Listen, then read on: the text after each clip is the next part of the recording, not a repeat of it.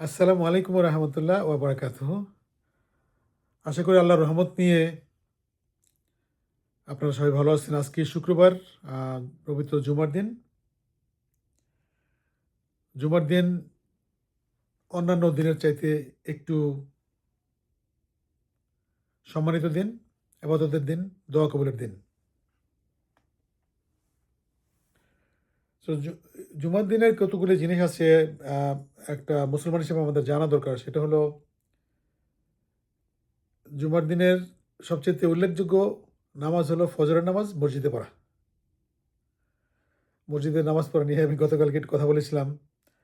বিশেষ করে আমাদের জন্য, ছেলেদের জন্য, পুরুষদের জন্য মসজিদে নামাজ পড়াটা ম্যান্ডেটরি, ফরজ নামাজগুলোই। তো আল্লাহ সুবহানাহু ওয়া তাআলার কাছে সবচেয়ে প্রিয় নামাজ জুমার দিন ফজরের নামাজ মসজিদে পড়া, জামাতে।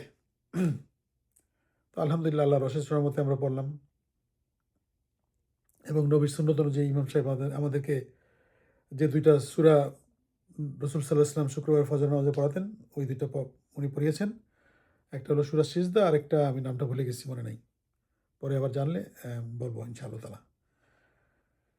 তো শুক্রবার দিন দোয়া কবুলের দিন। এই দিন নবী সাল্লাল্লাহু আলাইহি ওয়াসাল্লাম বলেছেন যে তোমরা সূরা কাহাফ পড়বা। সূরা কাহাফ কোরআন শরীফের 18 নম্বর সূরা। এই সূরা নিয়ে অনেক তফসির, অনেক লেকচার অনলাইনে, অফলাইনে, বইয়ে সব জায়গায় আছে, আলহামদুলিল্লাহ। এটার মধ্যে কিছু ঘটনা আছে, অনেক আলেম ওলামারা অনেক সুন্দর করে এটা বর্ণনা দিয়েছেন, আমি অতটা পারবো না। তবে সম্ভবত এখানে কয়েকটা ঘটনা আছে। একটা হলো যে ওই যে গুহার মধ্যে যে ছিলেন আমাদের কিছু আল্লাহর একত্ববাদের সৈনিক, আমাদের ইসলাম ধর্মের মুসলমান ভাইয়েরা, তাদেরকে আল্লাহ সুবহানাহু ওয়া তাআলা জালিমদের থেকে ৩০৯ বছর সুরক্ষিত রেখেছিলেন। এক এবং এটা একটা অনেক একটা অত্যাশ্চর্য রহস্যময় একটা দৃষ্টান্ত ইসলামের, যে আল্লাহ সুবহানাহু ওয়া তাআলা ইচ্ছা করলে মানুষকে যে কোনোভাবে রাখতে পারেন আর কি। হ্যাঁ, ইচ্ছা করলে অনন্তকাল পর্যন্ত রাখতে পারেন। এবং আছে তো অনেকেই, তাই না? যেমন ঈসা আলাইহিস সালামকে আকাশে উড়িয়ে নিয়ে গেছেন। তারপরে ইদ্রিস আলাইহিস সালামকে ৮০ আসমানের উপরে, এরকম আছে না? অনেক কিছু আছে আমরা যেটা শুনেছি কোরআনে হাদিসে। তো আল্লাহর পক্ষে সবই সম্ভব। কারণ উনি সৃষ্টি করেন, উনিই ধ্বংস করেন।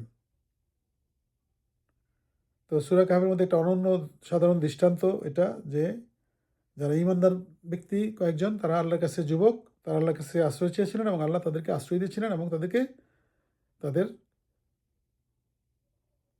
যেই সফলতা দান করেছিলেন এবং সেটা উদাহরণ হিসেবে রেখে দিয়েছিলেন পরবর্তী প্রজন্মের জন্য।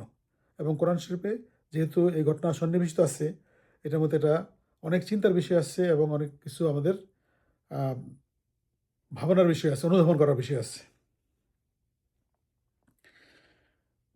তার পরবর্তী ঘটনা আছে সেখানে, এই হযরত মুসা আলাইহিস সালাম, ওনার ঘটনা প্লাস ওনার সাথে হযরত খিজির আলাইহিস সালাম, ওনার সাথে সাক্ষাতের বিবরণ। তো বেসিক্যালি এটা হলো কি, সেকেন্ডটাই বলি একটু, যে একবার মুসা আলাইহিস সালামকে জিজ্ঞেস করেছিলেন, উনি তো মুসা কলিমুল্লাহ, উনি তো খুব জ্ঞানী লোক ছিলেন, আল্লাহর সাথে কথা বলতেন সবসময় সরাসরি। তো ওনাকে ওনার এক বান্দা জিজ্ঞেস করলেন যে এখন এই বর্তমান এই পৃথিবীতে সবচেয়ে জ্ঞানী মানুষ কে? এই পৃথিবীতে, দুনিয়াতে বলেন নাই। তো উনি মুসা বললেন, চিন্তা করে বললেন, মনে হয় আমিই সবচেয়ে জ্ঞানী। কারণ মুসা আলাইহিস সালাম তো আল্লাহ তাআলা তাকে শিক্ষাদান করতেন। তো দেখেন, সামান্য উনি হয়তো সাধারণভাবে প্রশ্নের উত্তর দিয়েছিলেন, কোনো অহংকার করেন নাই। কারণ একজন নবী, উনি কিন্তু অহংকার করতে পারেন না। কিন্তু এমনি উত্তর দিয়েছিলেন সম্ভবত আমি। এবং সেটাও উনি জ্ঞানী হইলে বলতেন না হয়তো। মানে অত জ্ঞানী হইলে, উনি জ্ঞানী ব্যক্তি ছিলেন, আই এম সরি, এটাও বলা ঠিক না আমার জন্য। বাট উনি হয়তো ওরকম চিন্তা ভাবনা করে বলেননি, হয়তো আল্লাহ সুবহানাহু ওয়া তাআলা তার মুখ দিয়ে কথাটা বের করে দিয়েছেন। তো এটা বলার পরে তখন এই আল্লাহ সুবহানাহু ওয়া তাআলা তাকে বলল যে, মুসা, তুমি যে বললা, ক্লেম করলা তুমি সবচাইতে জ্ঞানী, তাইলে তুমি আমার এক বান্দার সাক্ষাৎ করো, কোথাও গেলে পাবা, অমুক জায়গায় গেলে পাবা তাকে। সমুদ্রের, ২ সমুদ্রের মাঝখানে কোন জায়গায়। যাই হোক, তো তো খিজির আলাইহিস সালাম আল্লাহ সুবহানাহু ওয়া তাআলার কাছে মুসার চাইতে বেশি ইম্পর্টেন্ট লোক ছিলেন না। মুসা আলাইহিস সালাম অনেক কাছের লোক, সে নবী। তার কাছে আসমানি কিতাব এসছে। পক্ষান্তরে খিজির আলাইহিস সালাম একজন, আল্লাহ তাকে বিশেষ কিছু জ্ঞান দিয়েছিলেন এবং সে অনেক কিছু গুপ্ত জিনিস জানতেন আরকি, হ্যাঁ? যেটা মুসা আলাইহিস সালামের আ আয়ত্তাধীন ছিল না। তো হোয়াটএভার, তখন মুসা আলাইহিস সালাম উনি এই মেসেজ পাওয়ার পর উনি তো ভ্রমণ শুরু করেন এবং বলতেন, আমি অনন্তকাল দরকার হলে হাঁটবো ওই লোকের সাথে দেখা হওয়া পর্যন্ত। তো ওখানে তাকে বলা হয়েছিল যে ২ সমুদ্রের সঙ্গমস্থলে যেখানে তোমার এই মাছটা সমুদ্রে চলে যাবে, তখন ওই জায়গায় তুমি পাবা ওই লোককে। তো ওনারা একটা মাছ ক্যারি করতেছিলেন। আমি জানি না এটা আস্ত মাছ নাকি কাটা মাছ না রান্না করা মাছ। তো মুসা আলাইহিস সালাম যেটা স্টেটমেন্ট আমরা পাই কোরআন শরীফে, উনি একটা জায়গায় এসে বললেন, ওনার যে সহকর্মী বা হেল্প হ্যান্ড, তাকে বললেন, আমরা অনেক ক্ষুধার্ত হয়ে গেছি, এটা জানি তো, আমরা কিছু খাবো, এখন কিছু খাওয়ার ব্যবস্থা করো। তখন ওই লোক তার কাছে মাছটা ক্যারি করতেছিল, সে হয়তো মাছটা তারা তখন ভাইজা খাইতো বা কিছু একটু ছিল আর কি, বা কী ধারণা জানি না, আল্লাহ আলিম, আল্লাহ জানেন। তো বললো, দেখেন হুজুর, আমার তো মাছটা চলে গেছে সমুদ্রে, ওই পাথর যেখানে আমরা বসেছিলাম সেখানে চলে গেছে। আমি কথাটা আপনাকে বলতে ভুলে গেছি, বা আমি শয়তান আমাকে ভুলিয়ে দিছে। তখন মুসা বললেন যে, তাহলে চলো ওই জায়গায় তোমার যাওয়া দরকার। তো ওখানে গিয়ে তারা ওই ওদের পায়ের চিহ্ন নিজেদের ট্র্যাকিং করে না, ওই পায়ের চিহ্ন ধীরে ধীরে ওখানে গিয়ে আবার ওই জায়গায় গিয়া তারপর তারা ওখানেই একটা লোককে পেলেন। এক লোককে, তখন ওই বিশেষ লোক যাকে খুঁজতেছিলেন আর কি, হ্যাঁ? খিজির আলাইহিস সালাম সম্বন্ধে অনেক কথা আছে বিভিন্ন গল্পে, আমি ওগুলিতে যাব না। উনি অনেক প্রাণীর কথা বুঝতেন, মাছের কথা বুঝতেন, ইত্যাদি নানান কিছু। তো ওখানে গিয়ে তখন মুসা আলাইহিস সালাম আমাকে বললেন যে, ভাইজান, আপনাকে যে আল্লাহ সুবহানাহু ওয়া তাআলা যে স্পেশাল জ্ঞান দিয়েছেন তার থেকে কিছু আমাকে শিখাইবেন, আমি শিখতে চাই, আপনার সাথে থাকতে চাই। তো উনি বললেন যে, হ্যাঁ, আপনি ভাই কি এমনি আমার সাথে থাকবেন? আমার সাথে থাকতে পারবেন না আপনি। হ্যাঁ, কারণ আমার সাথে থাকার জন্য আপনার যে জ্ঞানের লেভেল, এটা আপনার নাই, পারবেন না। তো বলল, ইনশাআল্লাহ আপনাকে আমি চেষ্টা করব, আপনার সাথে আমি ধৈর্যশীল হিসেবে আমাকে পাবেন। আমি ধৈর্য ধারণ করব। তো উনি বলেন, ঠিক আছে, আমার সাথে তুমি ট্রাভেল করতে পারবা। আমাকে কোনো কোয়েশ্চেন জিজ্ঞেস করতে পারবে, আমি কী করি না করি, কোনো প্রশ্ন করবে না তুমি, যতক্ষণ আমি নিজে থেকে না বলি। তো ওনারা শুরু করেন যাত্রা। একটু পরে ওনারা একটা বড় নৌকাতে উঠলেন নদী পার হওয়ার জন্য, বা কিছু একটা লেক পার হওয়ার জন্য, আমি জানি না, আল্লাহ আলিম। তো সেখানে ওই ভদ্রলোক, উনি হাতে কী ছিল, হাতুড়া ছিল না কী ছিল, একটা ওই নৌকাটার মধ্যে একটা ছিদ্র করে দিলেন। নৌকাটাকে ত্রুটি মুক যুক্ত করে দিলেন আর কি, হ্যাঁ? হয়তো নৌকাটা ফ্রেশ ছিল, ভালো ছিল, উনি সেটাকে ত্রুটিযুক্ত করে দিলেন। তখন উনি মুসা আলাইহিস সালাম তো একটু অ্যাক্টিভ ছিলেন, রাগী ছিলেন একটু কিছুটা। উনি বলেন, ভাই আপনি এই নৌকাটা ভেঙে দিলেন এখান থেকে, আপনি কি সবাই ডুবাই মারতে চান নাকি? এভাবে বলছেন কথাটা আর কি। তো উনি বললেন যে, আপনাকে বললাম না আপনি আমার সাথে ধৈর্য ধরতে পারবেন না।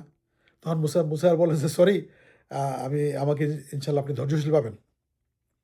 তো নদী পার হয়ে তারা এক জায়গায় গিয়ে হাঁটতেছে কিছু দূর। যাওয়ার পর একটা বালক সামনে ছিল, ওই বালকটাকে ওই খিজির আলাইহিস সালাম বালকটাকে হত্যা করলেন আরকি, মেরে ফেললেন। তখন মুসা আলাইহিস সালাম তো আবার গরম। আপনি তো খুবই একটা পাপ করলেন, বিরাট পাপ। আপনি রক্তের বিনিময় ছাড়া একটা মানুষকে হত্যা করতে পারেন না। এটা মস্ত বড় অন্যায় কাজ। তখন খিজির আলাইহিস সালাম আবার বললেন, আমি তো বলেছি আপনি আমার সাথে ধৈর্য ধরতে পারবেন না। আপনি তখন মুসা আলাইহিস সালাম লজ্জিত হয়ে বলল, এরপরে যদি আমি আপনাকে কোনো কোয়েশ্চেন করি, আপনি আমাকে আপনার সাথে রাইখেন না। তারপরে তারা চলতে লাগলো, চলতে তারা খুব ক্ষুধার্ত হয়ে গেল। একটা পল্লীতে, একটা গ্রামের বা শহর, যেটা উপশহর, সেখানে গিয়ে তারা ওই এলাকার লোকজনকে বলল যে, আমাদেরকে কিছু খাবার দিবা নাকি? আমরা খাইতে চাই। তো ওনারা বলল, আমরা কোনো মেহমানদারি করতে পারবো না, সরি, তোমাদের খাওয়াবো না। তারপরে ওখানেই পাশেই একটা দেওয়াল, মানে মাটির দেওয়াল হইতে পারে বা ইটের চুনার হইতে পারে, ওই আমলের দেওয়াল, পাথরের দেওয়াল, একটু পড়ে যেতেছিল আর কি, কাছে পড়ে যাচ্ছিল। তখন আবার খিজির আলাইহিস সালাম ওইটা সোজা করে, একটু ঠিকঠাক করে, একদম সোজা, একদম আবার নতুন করে দিলেন। তখন মুসা আলাইহিস সালাম বলেন যে, আপনি যে কাজটা করলেন, এ তো গ্রামবাসীর কাছ থেকে আমরা কিছু পারিশ্রমিক নিতে পারতাম, খাইতে পারতাম। তখন খিজির আলাইহিস সালাম বললেন যে, আপনার সাথে আমার এখানেই ভ্রমণ শেষ, আপনি আপনার রাস্তায় যাবেন, আমার রাস্তায় আমি যাব। তো যাই হোক, যাওয়ার আগে আমি বলে দিই, কেন আপনি যেই কথাগুলি বুঝতে পারেন এই জ্ঞানটা আমি বলি আপনাকে। প্রথম হলো যে, নৌকায় আমরা আরোহণ করলাম, তার উল্টো পাশে ছিল এক বাদশা। সে সমস্ত ভালো ভালো নৌকাগুলি তার কবজায় নিচ্ছিল আর কি। আর এই নৌকাটা আমরা ভ্রমণ করতেছিলাম, এটা একটা গরিব দুজন লোকের, তারা এটা দিয়ে পারাপার করে বা শিকার করে তাদের জীবিকা নির্বাহ করতো।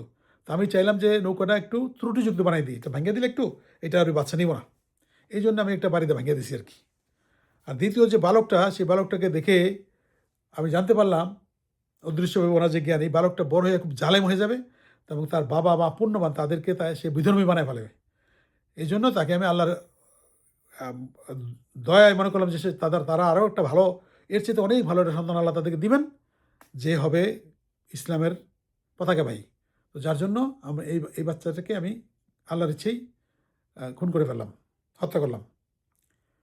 তো পরে আর তৃতীয় যেটা, এই যে প্রাচীরটা, যে দেওয়ালটা আমি সোজা করে দিলাম, এটার নিচে ছিল কিছু গুপ্তধন। এই গুপ্তধনটা ২টা ছোট বাচ্চাদের, এতিম, ওদের বাবা ছিল অত্যন্ত পরহেজগার, আল্লাহর বান্দা, ভালো বান্দা। তো আমরা চাইলাম যে এই বাচ্চাগুলি, আল্লাহ চাইলো যে এই বাচ্চাগুলি বড় হয়ে তাদের গুপ্তধন নিজেরা উদ্ধার করুক, যারা বড় হবে, তাদের ব্যাটার কাজে লাগবে আর কি। হ্যাঁ, এই সবগুলি কাজ খিজির আলাইহিস সালাম করছেন আল্লাহ সুবহানাহু ওয়া তাআলার ইচ্ছায়, কিন্তু এগুলি এমন একটা গায়েবী জিনিস যেটা মুসা আলাইহিস সালাম বুঝতে পারেননি। তো এখানে এই আয়াতটা কোরআনে দেওয়া হয়েছে যে আমরা অনেক সময় অহংকার করি না, আমরা সব কিছু জানি। অনেক সময় ঘরের মধ্যে কর্তৃত্ব ফলাই, তুমি কি জানো, ওয়াইফরে বললাম, বা হাজব্যান্ড ওয়াইফ বলো তুমি তো বুঝো না কিছুই, বা কাজের ক্ষেত্রে মনে করলাম আমি সবচেয়ে ভালো জানি বা কিছু। বেসিক্যালি সমস্ত আমাদের সবসময় জ্ঞানের কথা বুঝতে গেলে আমাকে বুঝতে হবে যে আল্লাহর জ্ঞান অসীম। সেখান থেকে সামান্য জ্ঞান সারা দুনিয়ার মানুষকে দেওয়া হয়েছে, অতি সামান্য। এবং আমরা যে জ্ঞানী মনে করি, চাঁদে গেলাম, রকেটে নিয়ে ইন্টারনেট বানালাম, এই হাইপার ডিজাইন করলাম, রোবট বানালাম, আমরা অনেক জ্ঞানী মনে করলে আমরা হয়তো আসলে ওই আল্লাহর মহাজ্ঞানের মধ্যে একটা বালিকণার সমানও না।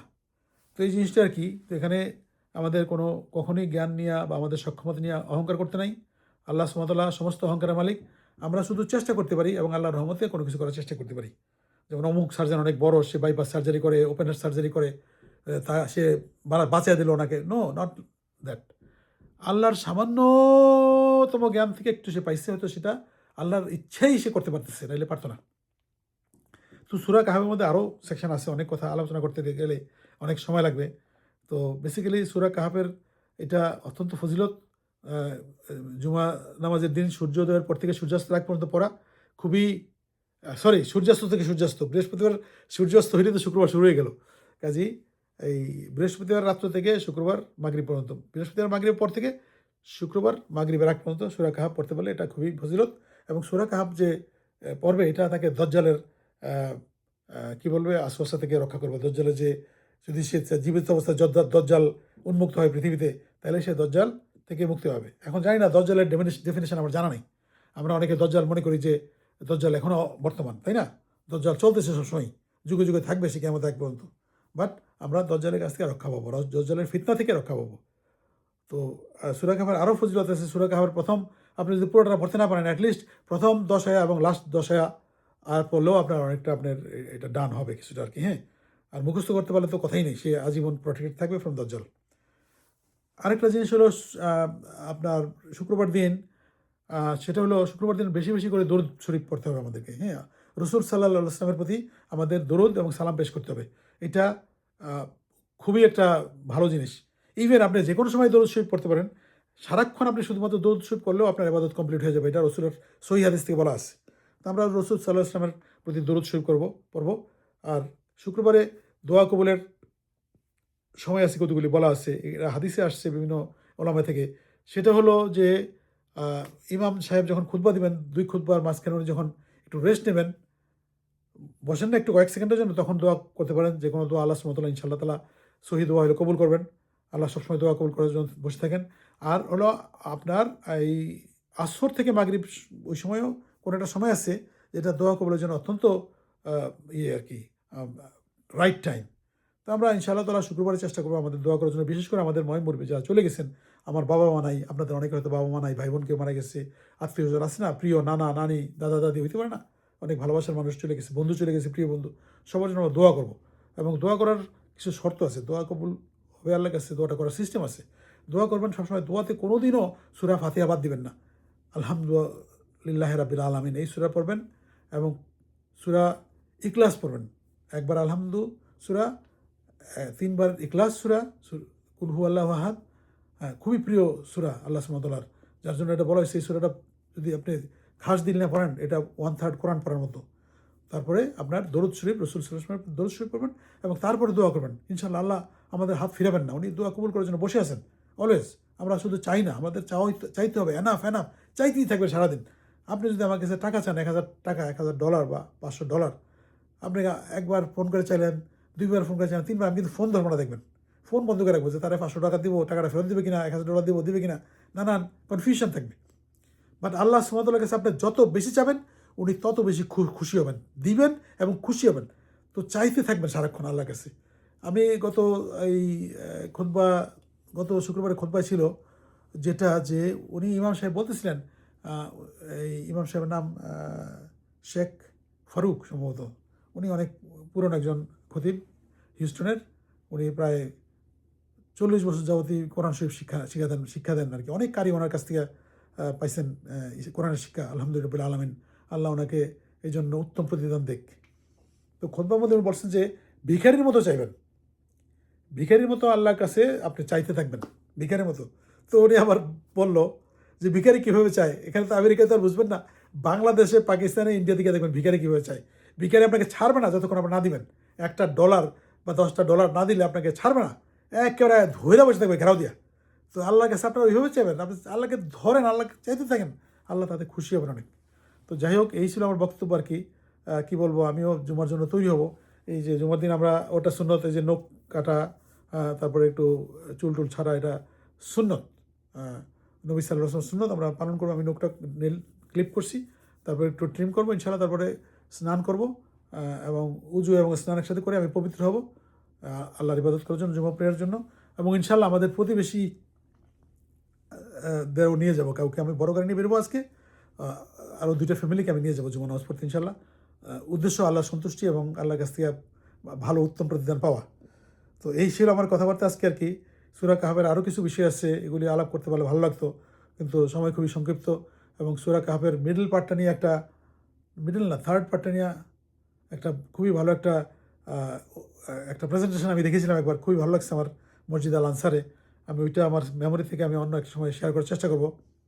আর আজকে আমরা যে মসজিদে যাচ্ছি, এই মসজিদ জোহরা মসজিদে আজকে খতিব, মানে যে খুতবা দিবেন, ওনার নাম হলো জন ইয়াহিয়া গ্রাফ।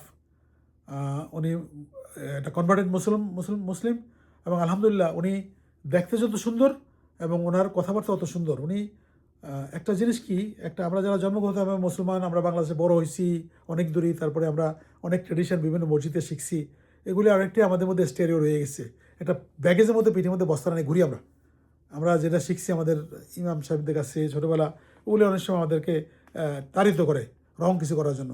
কিন্তু এই যে যারা এখানে কনভার্টেড মুসলমান, আলহামদুলিল্লাহ আমেরিকাতে যারা ইসলাম ধর্ম গ্রহণ করছে, তারা কোরআন এবং হাদিস তারা এমন করে ধরে যে ওইটার বাইরে তারা যায় না, যার জন্য তাদের কথাবার্তা একদম টু দি পয়েন্ট, কোনো বাড়তি কোনো কথা নাই, কোনো ড্রেসিং নেই, কিচ্ছু নেই।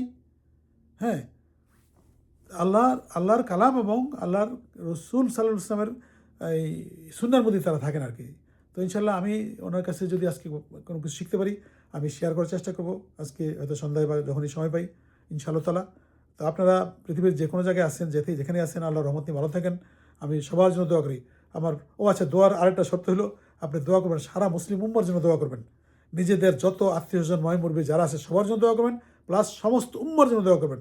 আর আরেকটা উত্তম দোয়া হলো যে কোনো জালেমের জন্য দোয়া করবেন, হেদায়েত চেয়া, এবং কোনো আপনার সাথে শত্রুতা করতেছে এমন লোক, তাদের জন্য দোয়া করবেন আল্লাহর হেদায়েত চেয়া, বলে আল্লাহ তাকে হেদায়েত করো। এই সমস্ত দোয়া খুবই ভালো, বুঝছেন। আপনি একটা খারাপ লোকের জন্য আল্লাহর কাছে হেদায়েত চাবেন, এটা ফেরেশতারা আপনার জন্য সাথে সাথে দোয়া করবেন। তো আমরা দোয়া করি, আল্লাহ সুবহানাহু ওয়া তাআলা আমাদের দেশটাকে, বাংলাদেশটাকে আল্লাহ তুমি রক্ষা করো, জালেমের হাত থেকে রক্ষা করো।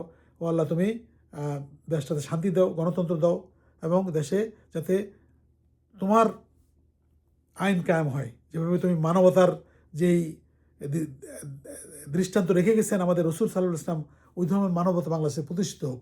বাংলাদেশে মানুষ আর দাসত্ব না করুক কারো, কোনো ব্যক্তি এসে ক্ষমতায় আসলো, কোনো এলাকার একটা এমপি হয়ে গেলো ক্ষমতাশালী, তার দাসত্ব দরকার নেই। ডিসির দাসত্ব করবে কেন? ডিসি চাকরি করে জনগণের, এরকম আর কি। তো বাংলাদেশে এরকম একটা শাসন ব্যবস্থা দাও, যেটা ছিল হযরত ওমর আলাইহিস সালামের সময় আমাদের মদিনাতে, সৌদি আরবে, এরকম আর কি। আল্লাহ ইসলামী খেলাফতের মতো সুন্দর একটা শাসন দাও, মানুষ সেখানে প্রোটেক্টেড হবে, হিন্দু, মুসলমান, বৌদ্ধ, খ্রিস্টান সবাই প্রোটেক্টেড থাকবে আল্লাহ তোমার রুল অনুযায়ী। তো ঠিক আছে, আল্লাহ সহি সালামতে আমাদেরকে ইনশাল্লাহ তোমার হেদায়েত দান করো, আমরা যাতে সহি সালামতে ইসলামিক লাইনে জীবনযাপন করতে পারি, আমরা যাতে শয়তানের আশপাশে না পড়ি। আল্লাহ তুমি আমাদেরকে প্রোটেকশন দাও, তুমি ছাড়া ইবলিসের কাছ থেকে প্রোটেকশন আমরা কেমনে পাবো? ও তো অনেক বুদ্ধিমান আমাদের চাইতে। তো তুমি আমাদের হেদায়েতের মধ্যে রাখো, তার আশপাশ আমাদের না থাকুক, এবং আমাদের ইহকাল এবং পরকাল দুইটি আল্লাহ সম্মানিত করো তুমি। আমাদের ইহকালটা এমন করো যেটার আলোতে আমরা পরকালে আমরা দ্রুত তোমার জান্নাতে যেতে পারি। আমিন ইয়া রাব্বি। আসসালামু আলাইকুম ওয়া রাহমাতুল্লাহ ওয়া বারাকাতুহু।